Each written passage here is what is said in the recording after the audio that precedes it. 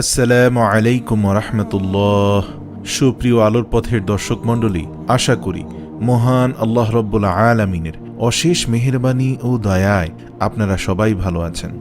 প্রিয় দর্শক, বিখ্যাত আলেমী দ্বীন মাওলানা মিজানুর রহমান আজহারি বলেন, বিশ্বনবী সাল্লাল্লাহু আলাইহি ওয়াসাল্লামের স্ত্রী ছিল 11 জন এবং দাসী ছিল 2 জন, মোট 13 জন।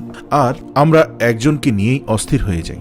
প্রথম স্ত্রী ছিলেন খাদিজা বিনতে খুয়াইলিদ, দ্বিতীয় ছিলেন আয়েশা বিনতে আবু বকর, তৃতীয়ত ছিলেন হাফসা বিনতে ওমর। জয়নাব নামের 2 জন স্ত্রী ছিলেন, জয়নাব বিনতে জাহাস, জয়নাব বিনতে খুজাইমা। 6 নম্বর ছিলেন সাফিয়া বিনতে হুইয়াহ এবং 7 নম্বর ছিলেন সাউদা বিনতে জামা। 8 নম্বর ছিলেন জুয়াইরিয়া বিনতে আল হারিস। 9 নম্বর ছিলেন মাইমুনা বিনতে আল হারিস।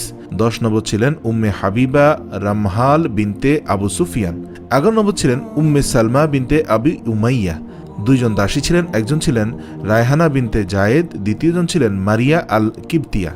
অনেক ইয়াহুদি খ্রিস্টান নাস্তিকেরা বলে বিশ্বনবী নাকি নারী পূজারী ছিলেন। নাউযুবিল্লাহি মিন যালিক। বিশ্বনবী সাল্লাল্লাহু আলাইহি সাল্লাম একটি বিয়েও নিজে মন গড়াভাবে করেননি। সবগুলো বিয়ে তিনি আল্লাহর আদেশে করেছেন।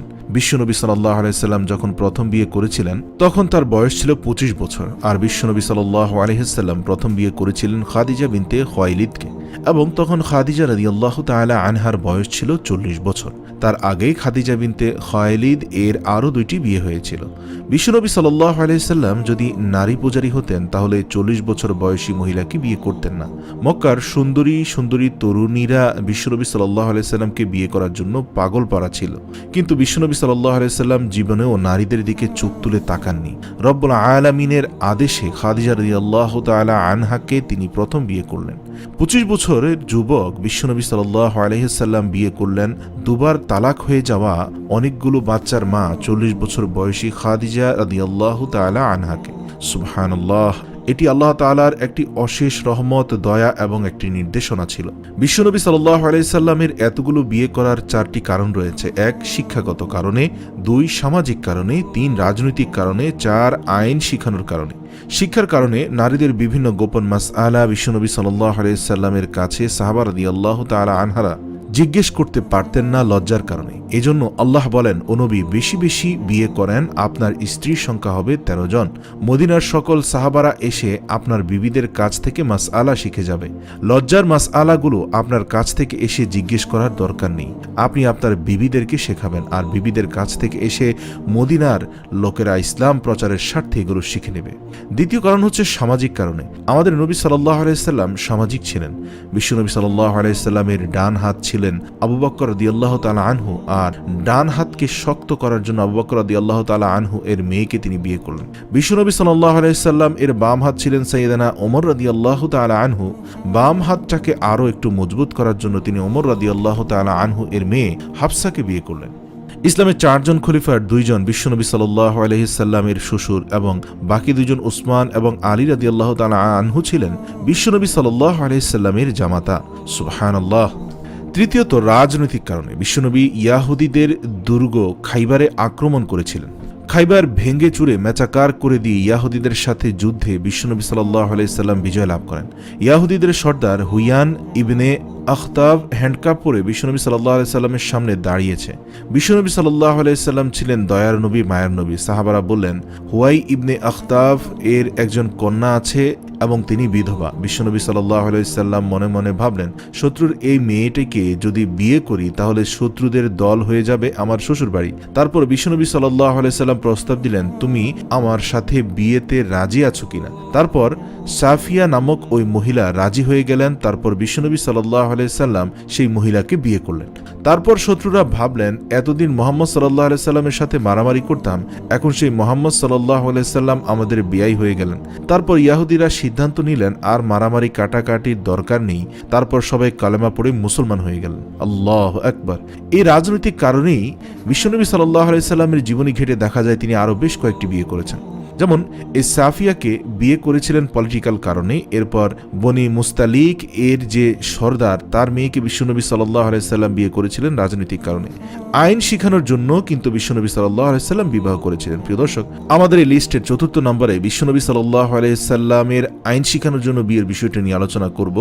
ইসলামিক কোডিং এবং নিয়মকানুন শেখানোর জন্য, হুকুম আহকাম শেখানোর জন্য আপনার যে পালক পুত্র সে কিন্তু আপনার আসল পুত্র নয়। আপনি কিন্তু পালক পুত্রের আসল বাবা নন। যে তাকে জন্ম দিয়েছে সেই জনক লোকটাই হচ্ছে তার আসল বাবা। বিশ্বনবী সাল্লাল্লাহু আলাইহি সাল্লামের একজন পালক পুত্র ছিলেন, তার নাম ছিল জায়েদ ইবনে হারেসা। তারপর মক্কার লোকেরা বলতে আরম্ভ করলেন জায়েদ ইবনে মোহাম্মদ, অর্থাৎ মোহাম্মদের ছেলে জায়েদ। আসলে কিন্তু জায়েদ মোহাম্মদ সাল্লাল্লাহু আলাইহি সাল্লামের ছেলে নয়, জায়েদ হচ্ছে হারেসার ছেলে। এটা বোঝানোর জন্য আল্লাহ রাব্বুল আলামিন বললেন জায়েদকে বলেন তার স্ত্রীকে তালাক দিতে। তালাক হয়ে গেল। তারপর নিজের পালক পুত্রের স্ত্রীকে বিয়ে করে মক্কা মদিনার মানুষকে দেখিয়ে দিল যে তালাক হবার পর পালক পুত্রের স্ত্রীকে বিয়ে করা যায়, কারণ পালক পুত্র নিজের ছেলের মতো নয়। এই জন্য আল্লাহ রাব্বুল আলামিন বিশ্বনবী সাল্লাল্লাহু আলাইহি সাল্লামের বিয়ের সংখ্যাগুলো বাড়িয়ে দিলেন। প্রথম বিয়ে করলেন খাদিজা বিনতে খুয়াইলিদকে। বিশ্বনবী সাল্লাল্লাহু আলাইহি সাল্লাম খাদিজা রাদিয়াল্লাহু তাআলা আনহাকে এত ভালোবাসতেন যে খাদিজা রাদিয়াল্লাহু তাআলা আনহার ইন্তেকালের পর বিশ্বনবী সাল্লাল্লাহু আলাইহি সাল্লাম যে বছরটি কাটিয়েছেন, বিশ্বনবী সাল্লাল্লাহু আলাইহি সাল্লাম সেই বছরের নাম দিয়েছেন দুঃখের বছর। বিশ্বনবী খাদিজাকে এত ভালোবাসতেন যে দেখা যেত খাদিজা বিনতে খুয়াইলিদের জন্য যখন বিশ্বনবী সাল্লাল্লাহু আলাইহি সাল্লাম সালাত শেষে দোয়া করতেন তখন চোখের পানি ছেড়ে দিয়ে বলতেন, হে আল্লাহ, কিয়ামতের সেই কঠিন দিন যেদিন মা ছেলেকে চিনবে না, বাবা মেয়েকে চিনবে না, বন্ধু বান্ধবকে চিনবে না, পীর সাহেব মুরিদকে চিনবে না, সেই কঠিন দিনে আমি যেন আমার খাদিজাকে ভুলে না যাই। সেই দিন যেন আমি আমার খাদিজার কথা মনে রাখি। মা আয়েশা খাদিজাকে নিয়ে খুব হিংসে করতেন। একদিন তিনি বললেন, ও নবী সাল্লাল্লাহু আলাইহি সাল্লাম, বারবার ওই বুড়ি মহিলার কথা কেন বলেন? সে তো কবেই ইন্তেকাল করেছেন। তারপর আল্লাহ আমাদেরকে আপনার স্ত্রী বানিয়ে পাঠিয়েছেন, আমাদেরকে পেয়ে কি আপনি খুশি নন? সেই বৃদ্ধার পর আল্লাহ কি আপনাকে সুন্দর সুন্দর বিবি দান করেননি? সেদিন জীবনের প্রথমবারের মতো বিশ্বনবী সাল্লাল্লাহু আলাইহি সাল্লাম কোন স্ত্রীর থুতনি চেপে ধরলেন এবং বললেন, খবরদার আয়েশা, খাদিজার বিরুদ্ধে কোনোদিন এরকম হিংসাত্মক কথা বলবে না। খাদিজার মতো কোনো স্ত্রী আমি পাইনি। বিশ্বনবী সাল্লাল্লাহু আলাইহি সাল্লাম এটি বলেছিলেন রাগের মাথায়। আবার অন্যান্য সময় আয়েশারও প্রশংসা করে বিভিন্ন হাদিস বর্ণিত হয়েছে। খাদিজা যখন ইন্তেকাল করলেন তখন বিশ্বনবী সাল্লাল্লাহু আলাইহি সাল্লাম তাকে গোসল করালেন, কাফনের পর কবরস্থ করলেন এবং দোয়া করলেন। খাদিজাকে দাফন করার পর সাহাবীরা ঘরে চলে যাচ্ছিলেন, কিন্তু বিশ্বনবী সাল্লাল্লাহু আলাইহি সাল্লাম যাচ্ছিলেন না। আবু বকর বললেন, ইয়া রাসূলুল্লাহ সাল্লাল্লাহু আলাইহি সাল্লাম, চলুন ঘরে ফিরে যাই। তখন বিশ্বনবী সাল্লাল্লাহু আলাইহি সাল্লাম বললেন, আবু বকর, তুমি যাও, আমি যাব না, কারণ যে মহিলাটাকে এইমাত্র কবরে শুইয়ে দিলাম তিনি সাধারণ কোনো মহিলা নন, তিনি আমার বিপদের দিনের সঙ্গিনী খাদিজা। মক্কায় যখন আমার কেউ ছিল না তখন শুধু সে ছিল। রব্বুল আলামিনের তরফ থেকে সে আমার জন্য উপহার ছিল। সে সময় কেউ আমাকে অর্থ, আশ্রয় বা কোনোভাবেই সহযোগিতা করেনি। সে সময় খাদিজা আমাকে মেঘের মতো ছায়া দিয়ে রেখেছিল। মক্কার লোকেরা আমাকে 3 বছর জেল খাটালো। সেই জেলখানার ভিতরে আর কেউ যায়নি, শুধুমাত্র খাদিজা গিয়েছিল। আবু বকর রাদিয়াল্লাহু তাআলা আনহুকে আল্লাহ রাসূল আরো বলেছিলেন, খাদিজা আমার সাথে 3টি বছর জেল খেটেছে। পৃথিবীর কোনো মহিলাকে রব্বুল আলামিন আরশের উপর থেকে সালাম পাঠাননি। একটি নারীকে শুধুমাত্র রব্বুল আলামিন আরশে আজিম থেকে সালাম দিয়েছিলেন, আর সেটি হলো আমার স্ত্রী খাদিজা। সর্বপ্রথম যে নারী আমার হাতে হাত রেখে কালেমা পড়েছে সেটা হলো আমার খাদিজা। ও আবু বকর, তুমি ঘরে ফিরে যাও, আমি যাব না। আমি নবী দাঁড়িয়ে থাকবো। খাদিজার কবরের 3টি প্রশ্নের জবাব আমি নিজে দিয়ে তারপর বাড়ি যাব। সুবহানাল্লাহ। সেদিনের জিবরাইল আলাইহিস সালাম এসে বললেন, ইয়া রাসূলুল্লাহ, আপনি ঘরে ফিরে যান। আল্লাহ জানিয়ে দিয়েছেন আপনার আর দাঁড়িয়ে থাকার দরকার নেই। আবু বকরের সাথে আপনি চলে যান। আল্লাহ জানিয়ে দিয়েছেন খাদিজার 3টি প্রশ্নের জবাব আরশে আজিম থেকে আল্লাহ তাআলা নিজেই দিয়ে দিবেন। আল্লাহু আকবার। বিশ্বনবী সাল্লাল্লাহু আলাইহি সাল্লাম এরপর যাকে সবচেয়ে বেশি ভালোবাসতেন তিনি ছিলেন আয়েশা রাদিয়াল্লাহু তাআলা আনহা। বুখারী শরীফের বর্ণনা অনুযায়ী নবী করিম সাল্লাল্লাহু আলাইহি সাল্লাম বলেন, আয়েশা রাদিয়াল্লাহু তাআলা আনহাকে বিয়ে করার পূর্বে নবী করিম সাল্লাল্লাহু আলাইহি সাল্লাম আয়েশাকে 3 বার স্বপ্নে দেখেছিলেন। এই ঘটনা বিয়ের পরে একদিন যখন আয়েশাকে বলা হলো তখন রাসূল সাল্লাল্লাহু আলাইহি সাল্লাম এইভাবে বলেছিলেন যে, তোমার চেহারা জান্নাতের একটি রেশমি কাপড়ে এনে জিবরাইল আলাইহিস সালাম আমাকে বলল, ও নবী সাল্লাল্লাহু আলাইহি সাল্লাম, দেখুন এই মেয়েটিকে আপনার কেমন লাগে? তখন আমি বললাম, ভালো লাগে। তার কিছুদিন পর জিবরাইল আলাইহিস সালাম আবার এসে বললেন, ও নবী, আকাশ থেকে সরাসরি প্রস্তাব এসেছে আপনার বিয়ের জন্য। তখন বিশ্ব নবী জিজ্ঞেস করলেন, কার মেয়ে? তখন জিবরাইল আলাইহিস সালাম বললেন, আবু বকরের মেয়ে। তখন রাসূল সাল্লাল্লাহু আলাইহি সাল্লাম বললেন, জিবরাইল, তুমি যদি ঘটক হও আর আল্লাহ রাব্বুল আলামিন যদি বিয়ের কাজী হন তাহলে আমি মুহাম্মদ সাল্লাল্লাহু আলাইহি সাল্লামের বিয়েতে রাজি আছি। তারপর বিয়ে হয়ে গেল, সুখ আর সুখ। বিশ্বনবী সাল্লাল্লাহু আলাইহি সাল্লাম একমাত্র কুমারী বউ হযরত আয়েশা রাদিয়াল্লাহু তাআলা আনহা। মা আয়েশা যখন বিশ্বনবীর সাথে এক ল্যাপের নিচে শুয়ে থাকত, তখন আল্লাহ রাব্বুল আলামিন কোরআনের আয়াত নাজিল করতেন। সুবহানাল্লাহ। বিশ্বনবী সাল্লাল্লাহু আলাইহি সাল্লাম যখন অন্যান্য স্ত্রীদের সঙ্গে এক ল্যাপের নিচে শোয়া অবস্থায় থাকতেন, তখন কিন্তু কোরআনের আয়াত নাজিল হতো না। শুধুমাত্র মা আয়েশা রাদিয়াল্লাহু তাআলা আনহা এর সাথে যখন রাসূল সাল্লাল্লাহু আলাইহি সাল্লাম শয়ন করতেন, তখন আল্লাহ রাব্বুল আলামিন কোরআনের আয়াত নাজিল করতেন। মা আয়েশা রাদিয়াল্লাহু তাআলা আনহা বলেন, আল্লাহ রাব্বুল আলামিন 5টি জিনিস আমাকে দিয়েছেন যা পৃথিবীর কাউকে আল্লাহ দেননি। 1, আমি বিশ্বনবীর একমাত্র কুমারী স্ত্রী ছিলাম, বাকি স্ত্রীগণ ছিলেন বিধবা। আমি ছাড়া বিশ্বনবী সাল্লাল্লাহু আলাইহি সাল্লামের কোনো কুমারী বউ ছিল না। আর দ্বিতীয় নম্বর হচ্ছে, আমার ঘরেই বিশ্বনবী সাল্লাল্লাহু আলাইহি সাল্লামের কবর। যারা হজ ও উমরা করতে চান এবং বিশ্বনবী সাল্লাল্লাহু আলাইহি সাল্লামকে সালাম করতে চান, তাদেরকে অবশ্যই আয়েশার ঘরের সামনে যেতে হবে। যদিও এখন এটি মসজিদে নববীর ভিতরে অ্যাটাচ হয়ে গিয়েছে, যেখানে বিশ্বনবী আজও আবু বকর এবং ওমরকে ডানে বামে রেখে শুয়ে আছেন। এটাই ছিল মা আয়েশা রাদিয়াল্লাহু তাআলা আনহা এর ঘর। সুবহানাল্লাহ। আমার কোলে মাথা রেখে বিশ্বনবী সাল্লাল্লাহু আলাইহি সাল্লাম শেষ নিঃশ্বাস ত্যাগ করেছেন। আমার কারণে তোমরা তায়াম্মুমের বিধান পেয়েছো। এই যে আমরা অজু করতে না পারলে বা পানি না পেলে তায়াম্মুম করি, এটি মা আয়েশা রাদিয়াল্লাহু তাআলা আনহু এর কারণে আমরা পেয়েছি। মুস্তালিকের যুদ্ধ থেকে বিশ্বনবী ফিরে এসেছেন।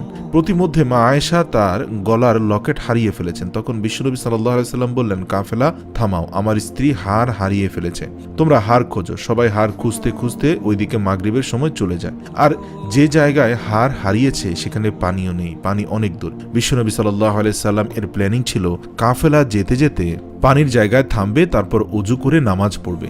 কিন্তু হার খোঁজার কারণে এখন পানিও নেই। তখনও তায়াম্মুমের বিধান মুসলমানরা জানত না। আল্লাহ তখন পর্যন্ত এই বিধান নাজিল করেননি। সবাই আবু বকরকে বকাবকি শুরু করলো, ও আবু বকর, দেখো তোমার মেয়ের কাণ্ড। তোমার মেয়ের হার হারিয়ে যাওয়ার কারণে আজকে আমাদের সবার নামাজ কাজা হবে, এমনকি বিশ্বনবী সাল্লাল্লাহু আলাইহি সাল্লামেরও নামাজ কাজা হবে। দেখো কি কাজটা করলো তোমার মেয়ে। আবু বকর গিয়ে আয়েশাকে ধমকাতে লাগলেন। তখন আল্লাহ সাথে সাথে আবু বকর রাদিয়াল্লাহু তাআলা আনহুকে ধমক দিয়ে কোরআনের আয়াত নাজিল করলেন। আল্লাহ রাব্বুল আলামিন বললেন, আবু বকর, আয়েশাকে ধমকিও না। আয়েশাকে ধমক দিলে আমার আরশ কেঁপে ওঠে। আয়েশা রাদিয়াল্লাহু তাআলা আনহু এর সম্মানে আল্লাহ তাআলা আয়াত নাজিল করলেন, এখন থেকে যদি সফরে কোথাও ওদের জন্য পানি না পাও, মাটি দিয়ে তায়াম্মুম করে নামাজ আদায় করবে, আমি আল্লাহ তা কবুল করে নিব। এজন্য মা আয়েশা রাদিয়াল্লাহু আনহা বলতেন, এমন গুণগুলো আল্লাহ রাব্বুল আলামিন আমাকে দিয়েছেন যা বিশ্বনবী সাল্লাল্লাহু আলাইহি সাল্লামের কোনো বিবিকে আল্লাহ দেননি। বিশ্বনবী সাল্লাল্লাহু আলাইহি সাল্লাম আয়েশাকে এত ভালোবাসতেন যে এক বালতি থেকে পানি নিয়ে দুজনেই গোসল করতেন। গ্লাসের যে জায়গায় ঠোঁট লাগিয়ে মা আয়েশা পানি পান করতেন, ওই জায়গাটি খুঁজে খুঁজে বিশ্বনবী ঠোঁট লাগিয়ে পানি পান করতেন। কতটা রোম্যান্টিক ছিল বিশ্বনবী সাল্লাল্লাহু আলাইহি সাল্লাম এবং মা আয়েশার দাম্পত্য জীবন।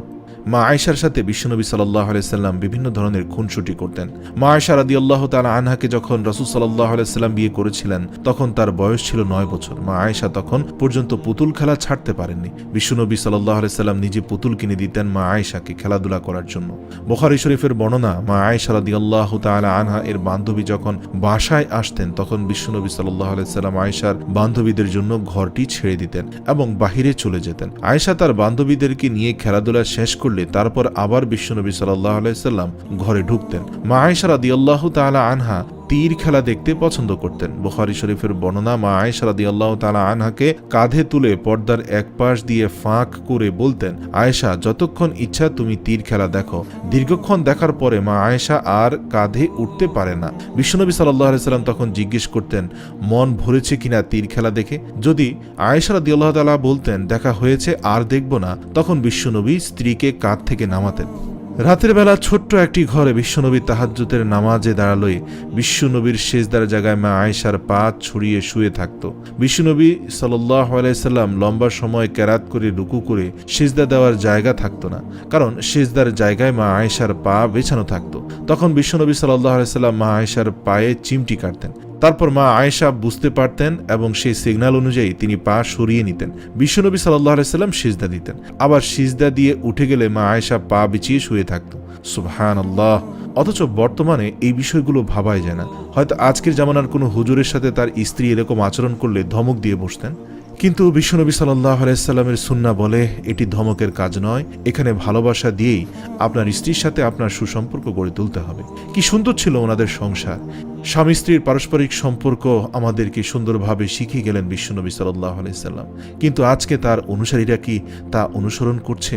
আজকে যারা আমরা বিশ্বনবী সাল্লাল্লাহু আলাইহি সাল্লামের সুন্নত ধারণ করে আছি, আমরা কি আমাদের গৃহে আমাদের স্ত্রীদেরকে সেই রকম সম্মান দিচ্ছি? আমরা কি তাদের সাথে সুসম্পর্ক বজায় রাখছি? তা কিন্তু প্রশ্ন রয়ে যায়।